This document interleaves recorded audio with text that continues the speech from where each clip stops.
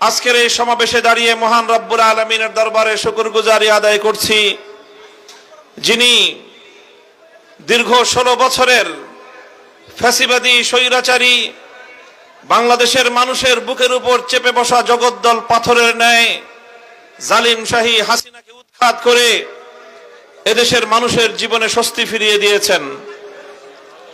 আমি শ্রদ্ধা ভরে স্মরণ করছি ছাত্র জনতা সহ ফ্যাসিবাদ বিরোধী আন্দোলন এবং সংগ্রামে যারা অকাতরে বুকের রক্ত ঢেলে দিয়ে বাংলাদেশের মাটি এবং মানুষকে তারা মুক্ত করেছে। এদেশের মানুষের মুক্তির জন্য, মানুষের অধিকারের জন্য, ন্যায় এবং ইনসাফের জন্য, জুলুম এবং শোষণের অবসানের লক্ষ্যে শত শত হাজারো মায়ের বুক খালি করে আমার যে সকল দামাল ছেলেরা, সন্তানেরা, বোনেরা, মায়েরা, বাবারা যারা তাদের জীবন দিয়েছেন, শাহাদাত বরণ করেছেন, সকল ইমানদার শহীদ এবং অন্যান্য আত্মদানকারীদের শ্রদ্ধা ভরে আমি স্মরণ করছি। সেই সঙ্গে আমি আজকের এই মঞ্চে দাঁড়িয়ে স্মরণ করছি 2009 সালে পিলখানা ট্র্যাজেডিতে শাহাদাত বরণকারী দেশপ্রেমিক 57 জন সেনা কর্মকর্তাকে। স্মরণ করছি 2013 সালের শাপলা চত্বরে জালিমের বুলেটের আঘাতে ঝাঁঝরা হয়ে যাওয়া নবী প্রেমিক হেফাজতের কর্মী এবং আলেম ছাত্র জনতা ও তৌহিদি শাহাদাত বরণকারীদেরকে। স্মরণ করছি 2014, 15, 16 সালে ফ্যাসিবাদের গুম, খুন, হত্যাকাণ্ডের শিকার বিরোধী নেতাকর্মীদেরকে।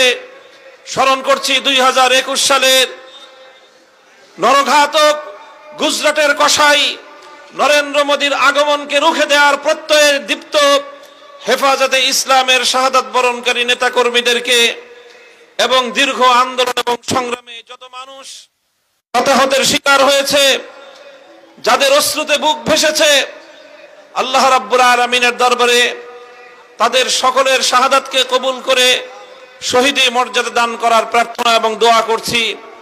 সেই সঙ্গে যারা যেভাবে ক্ষতিগ্রস্ত হয়েছেন, আল্লাহ রাব্বুল আলামিন যেন তাদের সকলের সেই ক্ষতি কাটিয়ে উঠবার তৌফিক দান করেন, সেই দোয়া করছি। বাংলাদেশের বিস্তীর্ণ অঞ্চল প্রতিবেশী সুলভ, বন্ধু রাষ্ট্রের পরিচয় দানকারী, প্রভুত্ব ফলানো ভারতের একতরফা ভাবে অন্যায়ভাবে ছেড়ে দেওয়া বানের পানিতে ভেসে যাওয়া বাংলার দক্ষিণ পূর্ব অঞ্চলের বিস্তীর্ণ বানভাসী মানুষের জন্য সমবেদনা প্রকাশ করছি এবং তাদের এই বিপর্যয় কাটিয়ে উঠবার জন্য আল্লাহ রাব্বুল আলামিনের কাছ থেকে তৌফিক কামনা করছি। দেশবাসীর প্রতি আহ্বান জানাচ্ছি, বন্যায় প্লাবিত মানুষের পুনর্বাসনে আপনারা যার যার সাধ্য এবং সামর্থ্য নিয়ে তাদের পাশে দাঁড়াবেন। প্রিয় সাথী ও বন্ধুগণ, বাংলাদেশে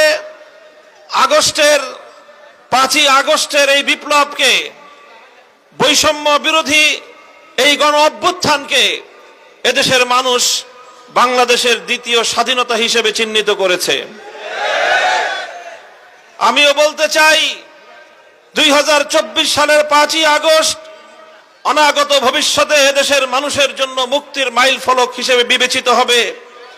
5ই আগস্ট আগামী দিনে হয়তো বাংলাদেশের মুক্তিগামী জনতার চেতনার একটি বাতিঘর হিসেবে জ্বলজ্বল করতে থাকবে।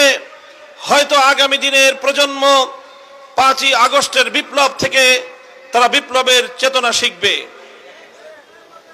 নতুন এই স্বাধীনতা পরবর্তী সময়ে আমি বাংলাদেশের সকল রাজনৈতিক ঘরানার নেতা কর্মী, দেশের আপামর জনসাধারণকে একটি বিষয় আমি সতর্ক করতে চাই।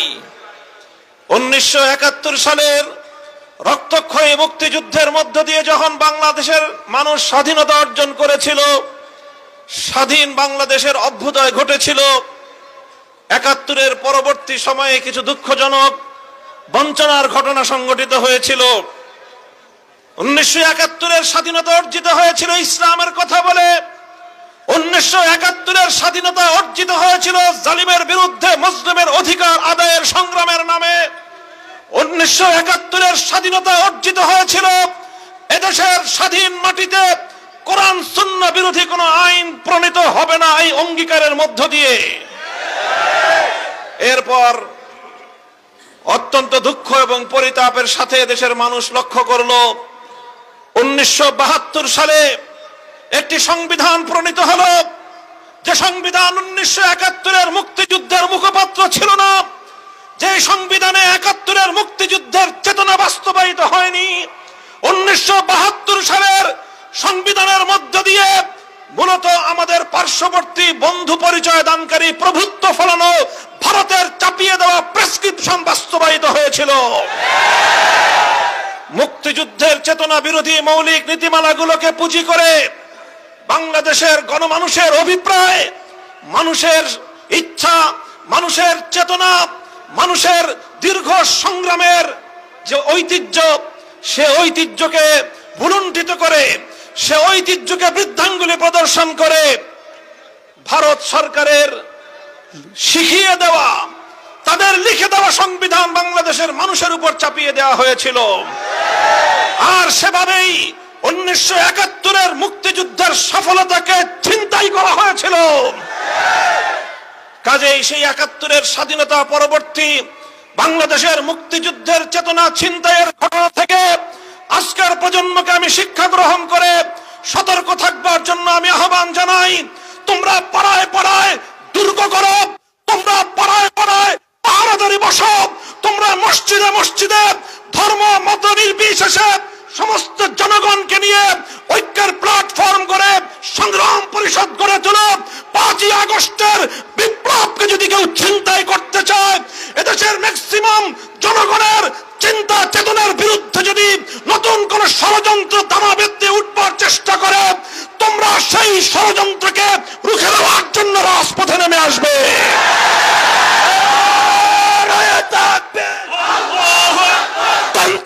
দিন শেষ, খেলাফতের বাংলাদেশ।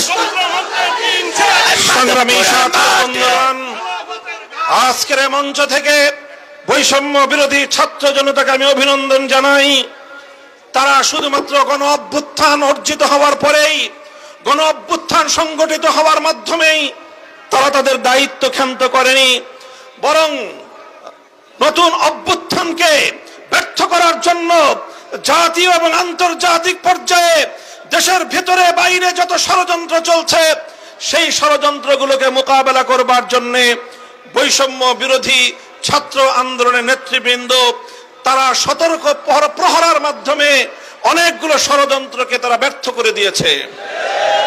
আমি দেশবাসীকে বলতে চাই, বাংলাদেশ খেলাফত মজলিস এবং তার সহযোগী সংগঠনের নেতাকর্মীদেরকে বলতে চাই, হেফাজতে ইসলাম বাংলাদেশ সহ এদেশের আলেম সমাজকে বলতে চাই, শুধু আমাদের সন্তান তুল্য ছাত্র জনতা হয়তো এই বাংলাদেশের ভিতর এবং বাহির থেকে পরিচালিত ষড়যন্ত্রকে তারা যথাযথভাবে মোকাবেলা করার ক্ষেত্রে হিমশিম খেতে পারে। এজন্য আমাদেরকে ইস্পাত কঠিন দৃঢ়তা নিয়ে মাঠে ময়দানে আমাদের উপস্থিতির জানান দিতে হবে। এই বাংলাদেশ আর কখনো ভারতের করতলগত হবে না। এই বাংলাদেশকে ভারতের অঙ্গরাজ্য বানাবার স্বপ্ন পূরণ হবে না। কট্টরপন্থী হিন্দুত্ববাদের আখড়া বাংলাদেশে পরিণত করতে দেওয়া হবে না। বাংলাদেশ একটি উদার মুসলিম